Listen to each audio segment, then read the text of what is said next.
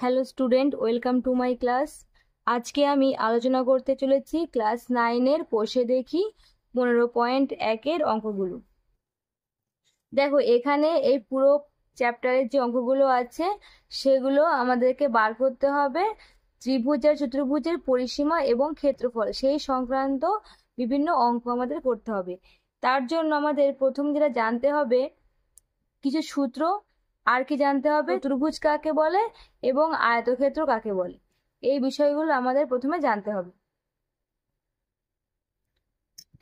দেখো, প্রথমে প্রথমে বর্গক্ষেত্র। যদি আমি বর্গক্ষেত্রটাকে ধরি, তাহলে বর্গক্ষেত্র মানে কি, যে যে চিত্রের চারটি বাহুই সমান। মানে ধরো এটা 5 সেন্টিমিটার হলে এটাও 5 সেন্টিমিটার হবে, এই দিকের বাহুটাও 5 সেন্টিমিটার হবে, উপরের বাহুটাও 5 সেন্টিমিটার হবে। মানে চারটে বাহুর প্রত্যেকটির পরিমাপ একই, তাকে আমরা বলি বর্গক্ষেত্র। আর আয়তক্ষেত্র আমরা কাকে বলি? আয়তক্ষেত্র দেখো এরকম একটা চিত্র, মানে দেখো যার বিপরীত বাহুগুলো পরস্পর সমান। মানে এই বাহুটাও যা, এই বাহুটাও তাই। ধরো এটা হচ্ছে 10 সেন্টিমিটার হলে এটাও 10 সেন্টিমিটার হবে, আবার এটা যদি আমি 2 সেন্টিমিটার নিই তাহলে এটাও 2 সেন্টিমিটার হবে। তার মানে কি, এরা চারটে বাহুই সমান নয়, এরা কি বিপরীত বাহুগুলো পরস্পর সমান। এই বাহুটা আর এই বাহুটা এরা বিপরীত, এরা সমান হয়। আর এই বাহুটা বিপরীত, এরা সমান হয়। এরপর দেখো এখানে এখানে দেখো 3 নম্বর অঙ্ক থেকে শুরু করব আমরা। বিরাটি মহাজাতি সংঘের আয়তাকার মাঠের দৈর্ঘ্য ও প্রস্থের অনুপাত বলে দিয়েছে 4:3। মাঠটির চারিদিকে একবার হেঁটে এলে 336 মিটার পথ অতিক্রম করা যায়। মাঠের ক্ষেত্রফল কত? দেখো এখানে তাহলে মনে করো যে এটা একটা আয়তাকার মাঠ। এবার এই আয়তাকার মাঠের কি বলে দিয়েছে, দৈর্ঘ্য আর প্রস্থের অনুপাত 4:3। তার মানে আমি ধরে নিতে পারি এই দৈর্ঘ্য হচ্ছে 4x আর এই প্রস্থ আমি 3x ধরে নিলাম। এবার দেখো বলেছে কি, যে যদি এই আয়তাকার মাঠের চারদিক বরাবর হাঁটা হয়, তবে কি বলেছে, চারদিকে একবার হেঁটে এলে 336 মিটার পথ অতিক্রম করে। তাহলে এই আয়তাকার মাঠের চারিদিক হাঁটছে মানে কি, এর ভিতরের অংশ তো ফাঁকা আছে, তো চারিদিকে হাঁটছে মানে কি, তার পরিসীমা। তার মানে এই যখন একটা যে কোনো আয়তক্ষেত্র হোক বা বর্গক্ষেত্র হোক, যার চারিদিকে হাঁটা হয় বা বেড়া দেওয়া হয়, যাই হয়, কিন্তু ভেতরটা কিন্তু ফাঁকাই থাকে, তো সেক্ষেত্রে কি হয়, তার পরিসীমা বার করতে হয়। তাহলে দেখো আমি ধরে নিই, যে ধরি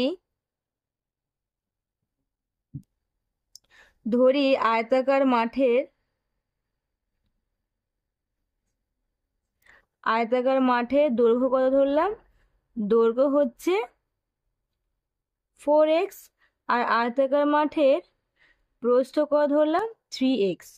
এবার যেহেতু আমাকে বলে দিয়েছে যে 336 মিটার রাস্তা আমরা কি করতে পারি, অতিক্রম করতে পারি একবার হেঁটে এলে, তার মানে কি আয়তাকার মাঠের পরিসীমা।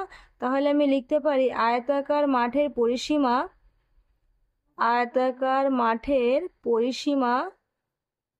পরিসীমা ইকুয়াল টু কি, আমরা পরিসীমার সূত্র কি জানি, 2 ইন্টু দৈর্ঘ্য যোগ প্রস্থ, 2 ইন্টু দৈর্ঘ্য যোগ প্রস্থ।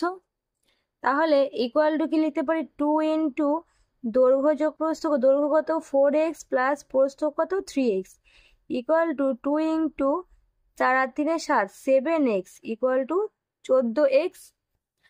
এই যে পরিসীমা, আমাকে এই পরিসীমার মানটাই দিয়ে দিয়েছে 336। তাহলে শর্তানুসারে আমি এই 14x ইকুয়াল টু 336 লিখতে পারি। তাহলে সেখান থেকে x ইকুয়াল টু কত হবে, 336/14। এবার 2 দিয়ে কাটলে 7 2 14 হয়, উপরকে 2 দিয়ে কাটলে 2 1 কে 2, 6 2 12, 8 2 16, 7 দিয়ে কাটলাম 7 2 14, 4 7 28। তাহলে আমি x এর মানটা কি পেলাম, x ইকুয়াল টু 24। তাহলে অতএব দৈর্ঘ্য কি পেয়ে গেলাম, দৈর্ঘ্য আমার ছিল কত 4x ইকুয়াল টু কত পাবো 4 ইন্টু 24। তাহলে দেখো 4 4 16 6 হাতে 1 4 2 8 1 9 এত মিটার। আর প্রস্থ কি পাবো, প্রস্থ equal to 3x equal two কি 3 ইন্টু 24, 3 4 12 2 হাতে 1 3 2 6 1 7 এত মিটার। এবার দেখো আমাকে অঙ্কে কি চেয়েছে, অঙ্কে চেয়েছে মাঠটির ক্ষেত্রফল নির্ণয় করো। তাহলে কি এই আয়তাকার মাঠের ক্ষেত্রফল বার করব। অতএব আমরা লিখতে পারি আয়তাকার মাঠের ক্ষেত্রফল।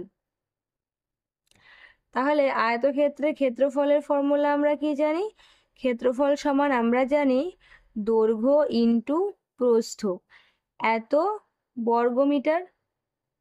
তাহলে দৈর্ঘ্য কত পেয়েছিলাম 96 ইন্টু প্রস্থ কত পেয়েছিলাম 72। তাহলে দেখো এটা গুণ করলে কত হচ্ছে 96 আর 72, 6 2 12 2 হাতে 1 9 2 18 1 19, 6 7 42 2 হাতে 4 7 9 63 আর 4 67। তাহলে যোগ করলে 2 9 আর 2 11 1 হাতে 1 18 1 9 6, তার মানে কত হচ্ছে 6912 এত বর্গ মিটার। তাহলে এটাই হয়ে গেল কি আনসার। নেক্সট দেখো 4 দাগের অঙ্কটা কি বলেছে, প্রতি বর্গ মিটারে 3.50 টাকা হিসাবে সমরদের একটি বর্গাকার জমি চাষ করতে খরচ হয় 1400 টাকা। প্রতি মিটারে 8.50 টাকা হিসাবে সমরদের জমিটির চারধারে একই উচ্চতায় তারের বেড়া দিতে কত খরচা হবে। তাহলে দেখো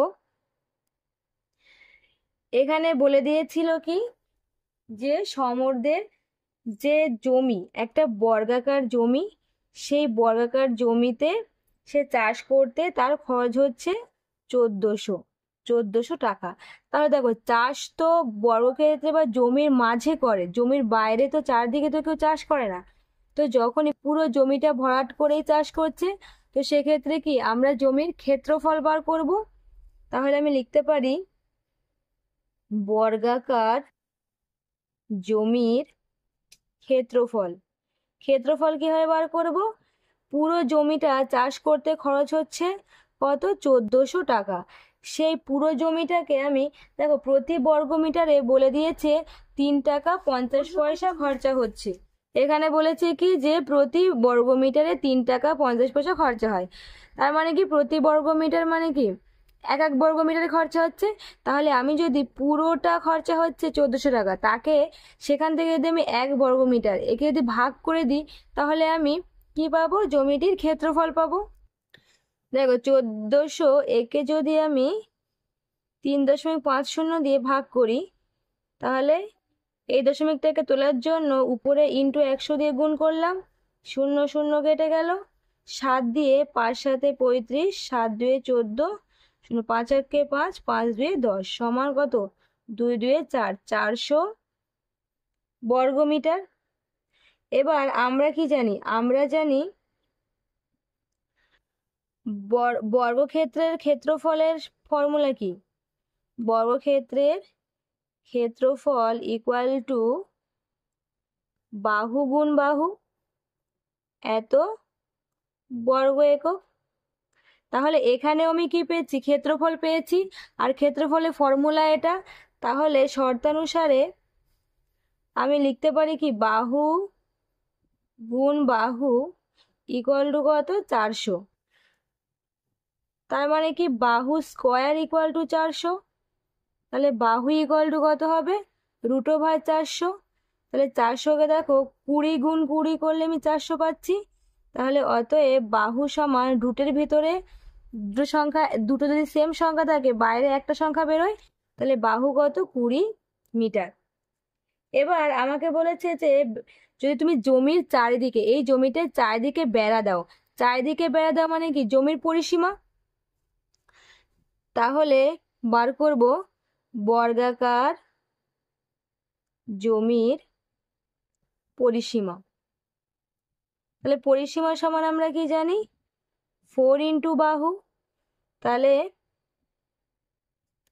4 ইন্টু বাহু কত 20 এত মিটার সমান 4 2 8 80 মিটার। এবার আমাকে বলে দিয়েছে দেখো প্রতি মিটারে 8.50 টাকা খরচা হয়, তাহলে 1 মিটারে খরচা হয় কত 8.50। তাহলে আমি লিখতে পারি 1 মিটারে খরচ হয় 8.50 টাকা। তাহলে আমার এখন পরিসীমা কত 80, তাহলে 80 মিটারে খরচ হবে কত 8.50 ইন্টু 80 এত টাকা। এই দুটো শূন্য বসিয়ে দিলাম, 5 8 40 শূন্য, হাতে 4, 8 8 64 আর 4 68। এখানে দেখো 2 ঘর আগে দশমিক, এত টাকা সমান কত পেলাম 680 টাকা। তাহলে কি এটাই হয়ে গেল আনসার। এবার দেখো 5টা কি বলেছে, সুহাসদের আয়তাকার জমির ক্ষেত্রফল বলে দিয়েছে 500 বর্গমিটার। জমিটির দৈর্ঘ্য 3 মিটার কমালে এবং প্রস্থ 2 মিটার বাড়ালে জমিটি বর্গাকার হয়, তাহলে জমিটির দৈর্ঘ্য ও প্রস্থ কত দেখাতে হবে। দেখো এখানে মনে করো একটা আয়তাকার জমি ছিল, এই আয়তাকার জমির ক্ষেত্রফল ছিল কত 500 বর্গমিটার। এবার যদি এর এই দৈর্ঘ্যটাকে তুমি কত বলেছে 3 মিটার কমাও আর এই প্রস্থটাকে 2 মিটার বাড়িয়ে দাও, তবে এটা একটা বর্গাকার ক্ষেত্র হয়ে যাবে, বর্গক্ষেত্র হয়ে যাবে। তাহলে আমি প্রথমেই ধরি কি আয়তাকার মাঠের বা লিখতে পারি কি আয়তাকার জমির দৈর্ঘ্য সমান হচ্ছে x মিটার আর কি প্রস্থ সমান হলো y মিটার। তাহলে ক্ষেত্রফল কত হবে, ক্ষেত্রফল ইকুয়াল টু কি দৈর্ঘ্য ইন্টু প্রস্থ। আয়তক্ষেত্রের ক্ষেত্রফলের ফর্মুলা দৈর্ঘ্য ইন্টু প্রস্থ, তার মানে কি x ইন্টু ওয়াই এত বর্গ মিটার সমান xy বর্গ মিটার। তাহলে শর্তানুসারে আমি লিখতে পারি কি আমাকে আয়তক্ষেত্রের ক্ষেত্রফলের মান কত দিয়ে দিয়েছে 500, তাহলে xy ইকুয়াল টু 500 লিখতে পারি, এটা 1 নম্বর সমীকরণ। আর বলেছে কি দৈর্ঘ্য 3 মিটার কমালে, তাহলে আমি লিখতে পারি দৈর্ঘ্য 3 মিটার কমালে দৈর্ঘ্য হবে কত, আগে ছিল x, সেখান থেকে 3 মিটার কমিয়েছো -3 এত মিটার। আর কি প্রস্থ 2 মিটার বাড়ালে প্রস্থ হবে, আগে ছিল y, সেখান থেকে 2 মিটার বাড়িয়ে +2 হলো। তাহলে এটা কি হয়ে গেল, যখন তুমি দৈর্ঘ্য 3 মিটার কমালে আর প্রস্থ 2 মিটার বাড়ালে তখন এটা একটা বর্গাকার চিত্র হয়ে গেল বা বর্গাকার মাঠ। আর বর্গক্ষেত্রে আমরা কি জানি প্রত্যেকটা বাহুই সমান, দৈর্ঘ্য যা প্রস্থ তাই। তাহলে আমি শর্তানুসারে যেহেতু বর্গক্ষেত্র হয়ে গেল তাই দৈর্ঘ্য যা প্রস্থ তাই শর্তানুসারে x - 3 ইকুয়াল টু y + 2 লিখতে পারি। এখান থেকে x ইকুয়াল টু কি লিখতে পারি y + 2, এই -3 ডান দিকে এলে +3 হয়ে গেল, কারণ কি সমানের ডান দিকে আসলে চিহ্ন বদলে যায়। তাহলে x ইকুয়াল টু কি পেলাম y + 5, এটা 2 নম্বর সমীকরণ। এবার এই x এর মানটা আমি 1 নম্বর সমীকরণে বসাবো।